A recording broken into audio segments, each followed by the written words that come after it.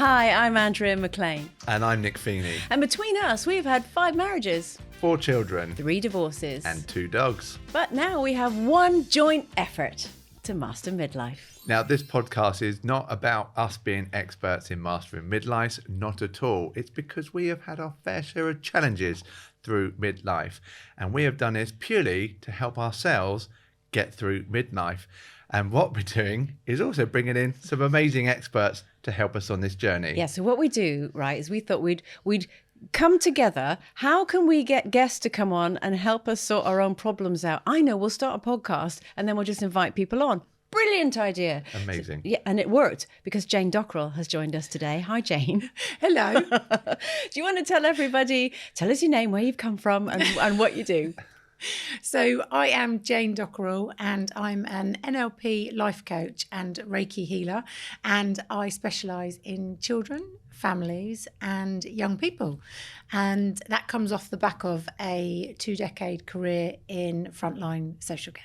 So you are exactly the person to talk to today when it talk about surviving Christmas, because surviving Christmas is our theme of today's podcast. Because I love a theme. You know I love a theme. Absolutely. Do you like what I've done with the place?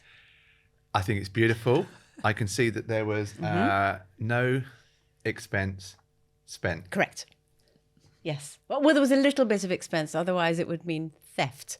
But it was dangerously close. Okay. Jane, this is why you're here today. This is literally why you're here today, to talk about surviving Christmas. Because, you know, joking aside, that is a key part of it, isn't it? Is the idea of you trying to do the right thing. You know, yes, okay, it might be grandparents putting, £10 on a card, and it may not necessarily be what the children want. But it is particularly, we can start off by talking about blended families, the coming together of 2 different ideas as to what works at Christmas, what doesn't work at Christmas, what works as a gift, what works as an amount to spend, this kind of thing. In your line of work, what would you say is perhaps the top 3 challenges that families face at Christmas that they come to you with?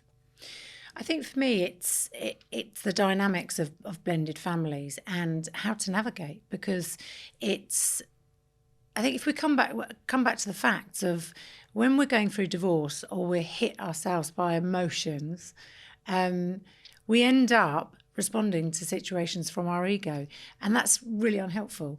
And we're also pretty much the worst version of ourselves during those points, especially divorce or separation. It makes us, it's one of the most traumatic life events, isn't it? So we're never the best version of ourselves. So I think to remember that and to try and hold on to that is really, really helpful. But I think the 3 things that parents come to me for is to navigate that period. How do I allow my children to see their family? How do I manage this for myself? How do I manage the over-gifting that family do and try and be satisfied with what I'm going to give, my offering? How do I not keep up with the Joneses? How do I... it's the whole navigation period. And it's even down to diet and food. People can wholly disagree on the rules of what people eat in different households and the amount of sugar and children are allowed, or fizzy drinks, not fizzy drinks. It's and when we're already that ego cross unhappy version of ourselves and traumatized, right? Those little things feel like mountains. So it's picking your arguments. And your point earlier about what do you do with your emotions? Do you go with it or do you ignore it? And that's an interesting one, isn't it? I think especially if there's any parent, and that's, husband or wife, male, female, because we tend to think of a woman hurting at divorce at Christmas, but that's nonsense. People hurt during divorce at Christmas. I know that the first one is always the most painful. I'm not saying that it just disappears by year 2. Of course not. It's always a really challenging time, even years later when the children are grown up. But if there's anyone watching or listening to this and they're facing their first Christmas separate, either to their children because they've decided, right, this is the year that I don't have the kids because we're going to do it, alternate ways, or we're going to split the day in half. What advice would you give to someone who's trying to navigate that this year? I think the first bit of advice I'd give, and I don't know whether you guys can relate to this, but quite often people come to me and they say, you know what, we're going to do the first one together for the kids. So we're going to have that first Christmas so it's not so brutal. And that is catastrophic in my view. And there's 101 reasons for that. And one of the biggest ones of those is, the biggest reason for that is children and young people are experts at feeling energy, better than we are. And they know if you don't want to be there. They know you hate each other. They know those negative feelings and emotions because they can feel them. So don't pretend. Don't pretend and don't lie. Be honest and say, it's really tricky for you that we need to deal with this Christmas differently. And this is all of our first, and we will navigate it in the best way possible. How would you like it to feel? What's important for you? What traditions are important for you for us to continue? And what I think the other biggest thing for children and young people is being pulled around from pillar to post, 5 minutes here, 5 minutes there. I mean, we know that ourselves, don't we? As adults, when you've got to go in-laws, you've got to go between families or big families, you were talking about.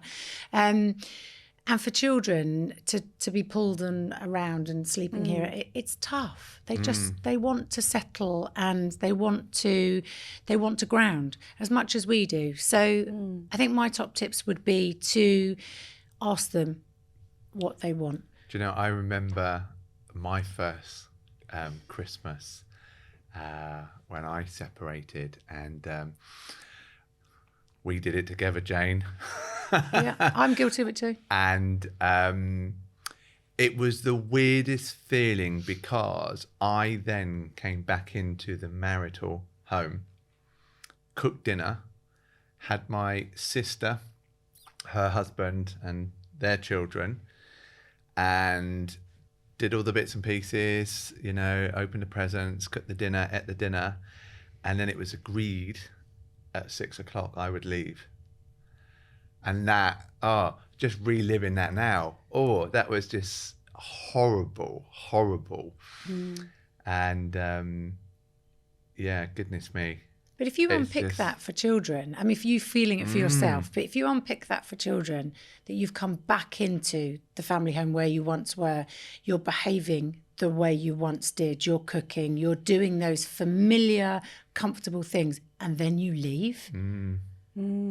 It's such, I mean, you know, again, It's you look at tough. it now on hindsight, don't you? And it's like, we're now 10 years on, and so we still have to navigate exes, and because there's a few of them between us, there's a lot of juggling. And also the children are older now, they've got boyfriends, and they want to, again, go to their families and things. So this year, because it is a bit of a challenge, because even at the age that they're at, we've been guilty of going, okay, well, if you do that day there, you come on this day here. So they don't get to settle, they don't get to chill in their, you know, pajamas, because they're like, oh, well, I don't want to go to bed too late this day because I've got to get up early and get over here so I can get back here. And this year we've just gone, do you know what? We're bringing Christmas Day forward. And because that's the thing as well, you have to realise that Christmas Day is just a day. And how you celebrate it can easily be moved. And so we're having Christmas Day on the 20th. This year, so that all our girls and our son can be there, so that then if they've got to do whatever they've got to do with their other mums and dads and things like that, there's no pressure from us that you've got to now go there Christmas Day, be back here Boxing Day. You know, everyone can actually try and enjoy Christmas. It's interesting because I think that we all react so differently to challenges or trauma or difficulties, or however we want to phrase what this time of year can be.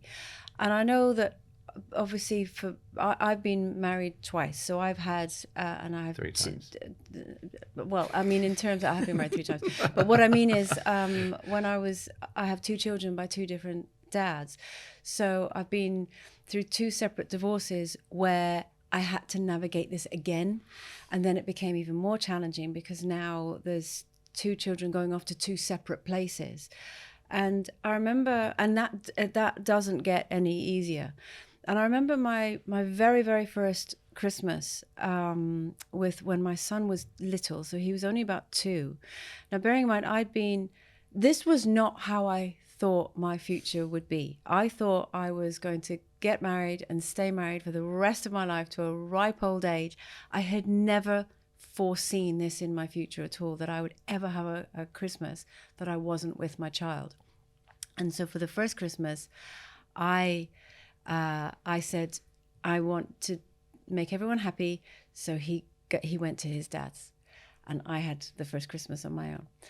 And I remember my sister was staying with me at the time, and I refused. Again, it's so funny, isn't it? Years later, my son's now in his 20s. I can still feel the pain of that day. I refused to accept that was Christmas Day. So I didn't get out of bed until the afternoon. I refused to have any kind of Christmas music, wouldn't watch any kind of Christmassy things on the telly. I lay on the floor in my pajamas and cried. Tears and snot. It was awful. And then I got ready for when he came back, all set for Boxing Day, and we did Christmas on that day, and I just pretended that everything was awesome and everything was was great. And my heart was in a million pieces. I can still remember how awful that is. So I think, again, and the only reason I share that and relive it is to again show anyone who's watching or listening, this is going to feel really horrible for you right now, but you will get through it and you will get to the other side. You just find a way. You find your own traditions that work for you. You know, everyone talks about Christmas is a time for traditions. You're absolutely right. But it doesn't mean that the traditions that happened through generations of your own family, your family is not living your life. So you can build your own traditions. And whether it is that you have Christmas 2 weeks early or a week late, or you, whatever, make it work for you. And actually you can find joy again, and you can find happiness in this time of year when at this moment right now you may feel that you never can. Do you know, one thing that my girl's mum did was create lots of new traditions for the girls, and actually made it really special for them, and she still carries on doing brilliant. that for That's them. great. And I think, you know, I know this is a Christmas podcast and it is surviving, and it's got a little bit deep and quite...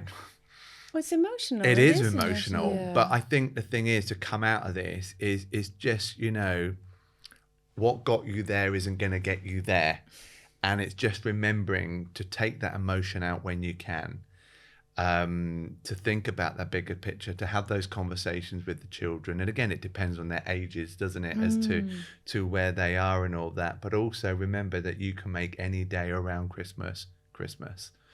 But also I think it's about being honest, isn't it? Because I can think of 3 or 4 families who are best of friends. They've separated and remained best friends. So they celebrate all traditions and all events together because that's how they roll, and that's perfectly fine.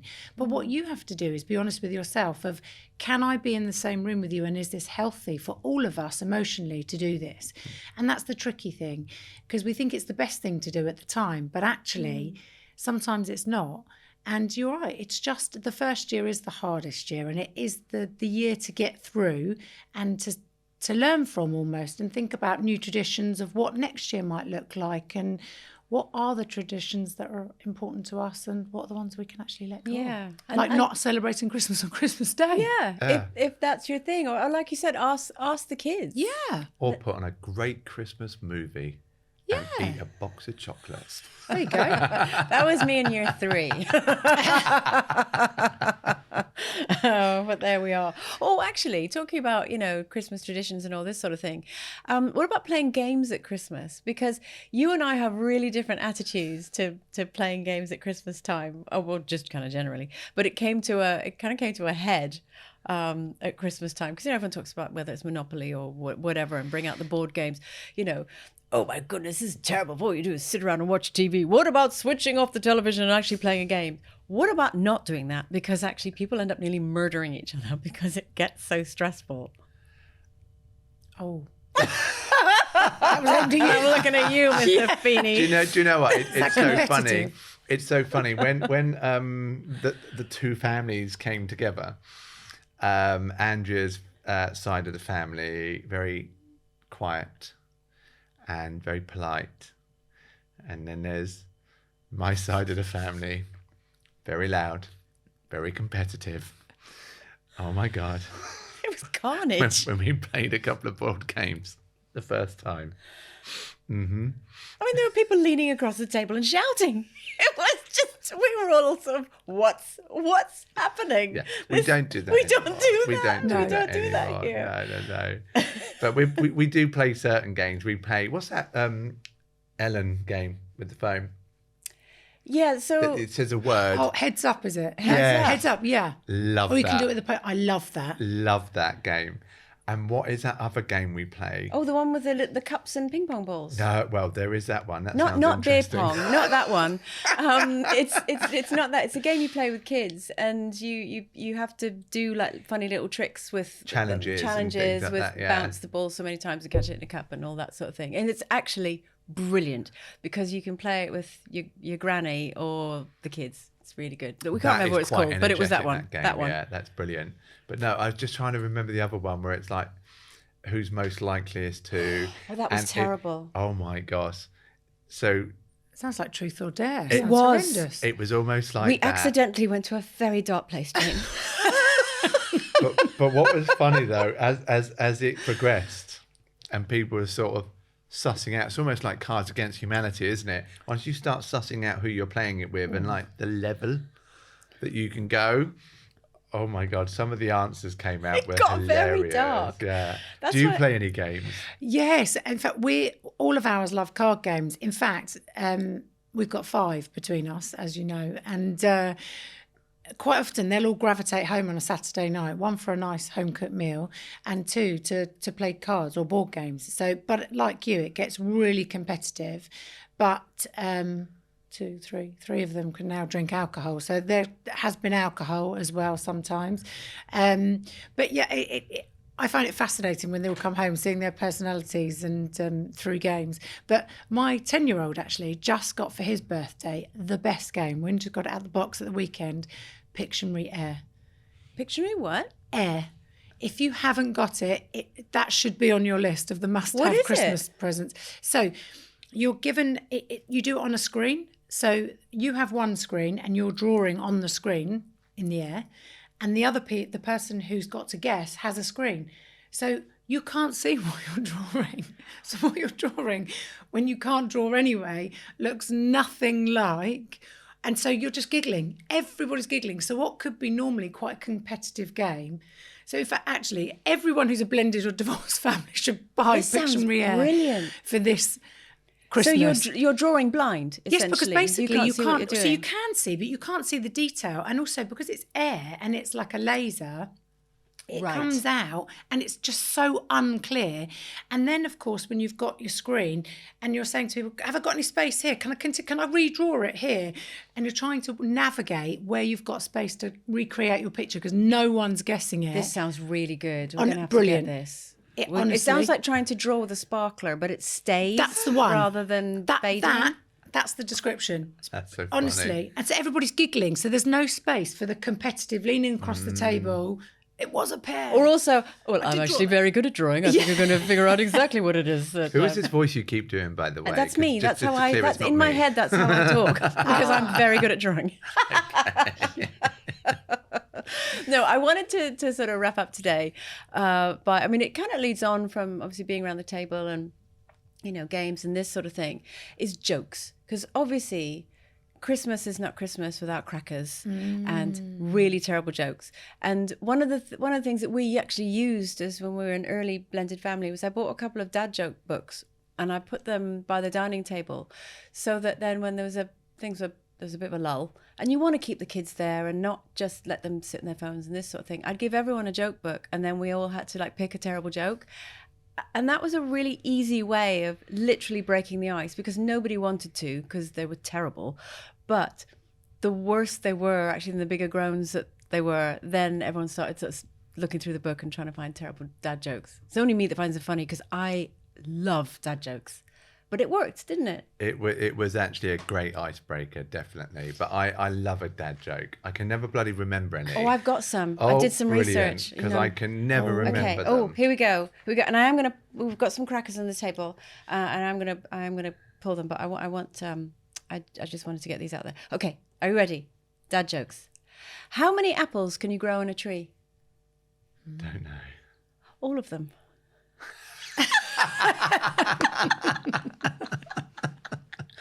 Am I right? Really stupid. Am I right? Okay, here we go. It's a Christmas one. What kind of music do elves listen to? Elvis. Oh, that's good. Oh, I think that's that good. should be the answer. It's not. It's rap music because elves wrap all the presents. I prefer mine. Yours is I better. prefer yours, Thank yeah. you, Jane. Okay, here's a good one. 1-1. Not competitive. Right. What is a pirate's favorite letter? Arr. Oh yeah. You think it's going to be R, but no, it's not. It's the letter C. Because they're at sea. Where did you get these jokes from? Terrible dad jokes. Oh my God, they are. Okay, this is the last one. Did you hear about the bossy man at the bar? No. No. He ordered everyone around. Dum-dum-tsh. That was a dad joke. Yes. Not your finest, though. No. But there we are. Thank you very much. You're welcome. Shall we, as is tradition at Christmas, shall we all don a hat and pull a cracker? Let's do that. Let's do that. Do you want to pass them out? Let's do that. Here we go. You pass that to Jane. There you go, Thank Jane. you. There we go. And we're putting this at the end. Yeah. Oh, this is hilarious because you can't see what we're doing. There we go. We'll have our Oh, you fears look in a really minute. cute. You look so nice. All right. I can't actually see what I look like, but there we go. Sod it. I'm owning it. Rocking it. You have such a kind of pixie face. All right, Alfies. I know. I know. This is the only time of year when my ears come into their own.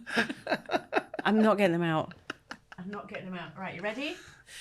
Right. We have to read the joke. Oh, we're going to have to do it like this. There we go. No? Well, unless What am Jane's I got a gonna bloody do? long arm. Yeah, sorry. Okay. Right, do that. Can we do that? Oh, Right. 3, 2, 1. Oh! Oh. look at that. Loser, loser. Winner. Right, joke. Okay. Oh, I've got measuring tape. Oh, I've got a puzzle That'll thing. come in handy. I won't be able to read this anyway. I need my glasses. Here we go. Which athlete would be the warmest in winter? Which what? Athlete would be the warmest in winter. A long jumper. That's not an athlete. I thought you meant like the name of a person. So I was thinking like Usain Bolt or something. And I was thinking about, I don't know what his first name that came into my head. I don't make them up. You don't? Oh, I need I've got the my nail glasses. clippers. Always Oh, handy. here we go. Well, that's actually not very nice. I don't know if I want to read this one. Okay, I'm going to read this. Just putting it out there. I don't find this very funny. Who's never hungry at Christmas? The turkey. He's always stuffed. I feel really sorry for the turkey now. Yeah, it's pretty tucking on Christmas Day. Go on Which then. actually, talking of Christmas dinner, Right. I think that's got to be one of the most stressful things, isn't it? Mm. Right. Preparing a Christmas dinner, inviting loads of people round and everything like that. You know, what do? You ask a chef for advice. That's what you do. You ask a chef for advice. Well, we asked a good friend of ours, didn't we, Chris Baber, about planning Christmas. We're going to a pub. We're keeping it simple. Snap. Yeah. Yeah. But for those of you that actually are inviting loads of people round, his suggestions was, 1, keep it simple. Don't get too complicated with the amount of things that you do. Don't try Master Chef it. Don't try MasterChef. It was his exact words. yeah. Absolutely. Do all the chopping Yeah. beforehand and invite someone that you like to share a bottle of wine whilst you do it and make it a social thing. Yeah. Right? Also have food that you can put down the middle so everyone can help themselves too, so it becomes a really sociable thing. Because so often we think of plating up, whether it's, you know, you're slaving away in the kitchen, everyone's laughing, sitting around the table and you're plating up. But if you put things in the middle that everyone can help themselves too. Yeah. And it's like, and we only know this because he very kindly came around and cooked us Sunday lunch the other day. And we got chatting about it. And this is the advice he gave us. So, yeah, keep it simple. Don't MasterChef it. Put it all out in the middle. Let people help themselves and have some fun while you do it. Oh, and make the dessert the night before and put it in the fridge. And then you don't need to think about it. We used to do all of it, actually. Christmas Eve, when we were doing it, we used to do the vegetables all Christmas Eve. And we used to get a bit tipsy, having, like you said, sharing the chopping and sharing something alcoholic with some Christmas music. Because you can get the potatoes and all the veg done the day before. 100%. Well, actually cook them. No, not cold them. Just chop them, prep them, Yeah. and leave it somewhere cold the day before. Yeah, we did that with my dad. Yeah. And when we were younger and growing up, that's what we would do. And like, you know, back in the day, if I invited too many people around at Christmas, then I'd do that. But also another tip he gave was about with the drinking. Trouble is, when you invite loads of people around, you end up being barman, don't you? Yeah. Right? And you're running around making them drinks. He said, get yourself an ice bucket, put some wine and some beers in it, even make some cocktails up, or like a warm cocktail, like a mulled punch. wine, wasn't it? Oh, or a punch, yeah. and get people to help themselves. That's a great idea. And you can do an alcoholic-free mulled wine as well, can't you? So that anyone driving. But where's the fun in that? My husband adds extra vodka into ours. Into your mulled wine. Wow. Yeah, there you go. Don't do that before cooking. That was Thank obviously we you. were cooking for a blended family. Exactly. Thank you, guys. That was lovely, wasn't it? Thank you. Well, Well, special listen. Christmas edition. Merry Christmas. Merry Christmas. Merry Christmas. Merry Christmas. And Merry Christmas to you as well. And may you master midlife this Christmas.